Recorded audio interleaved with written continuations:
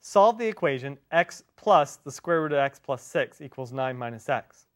Now, we do need to get rid of the radical, but until we get the square root by itself, squaring both sides will just create a mess. So I'm going to subtract x from both sides and get the square root of x plus 6 is equal to 9 minus 2x.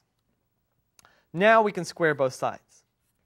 This is an allowable operation, but it's something that we need to go back and check at the end to make sure that our answers are legitimate. The square root of x plus 6 squared is x plus 6.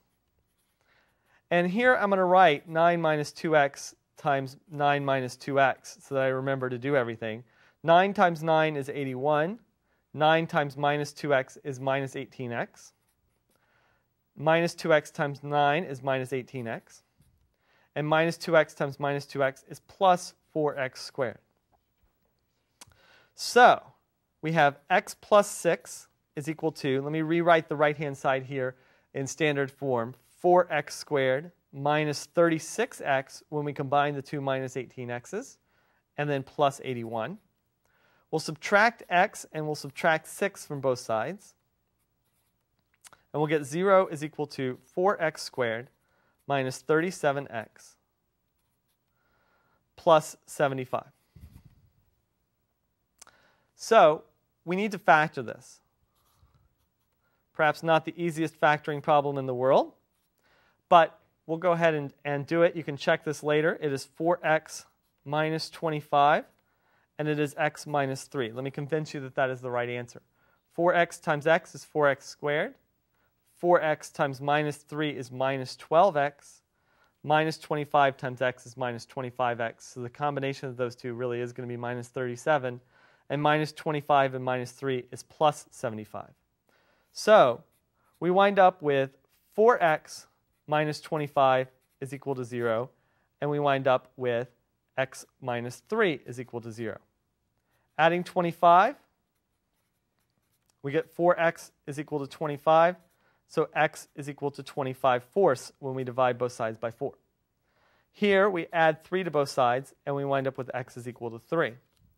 So we have x equals 25/4, and we have x equals 3, and we have our initial equation. But we really do need at this point to go back and check to make sure that both of those answers are solutions to this equation.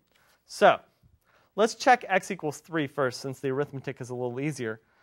3 plus the square root of 3 plus 6 is equal to 9 minus 3. So 3 plus the square root of 9 on the left-hand side, and the right-hand side is just 6. So we have 3 plus 3 equals 6. So we have 6 equals 6, which is true. So x equals 3 is a solution to this equation. X equals 25/4. 25/4 plus the square root of 25/4 plus 6 is equal to 9 minus 25/4. Here we have 25/4 plus the square root. 6 will be the same thing as 24/4. So when we add them, we get 49/4.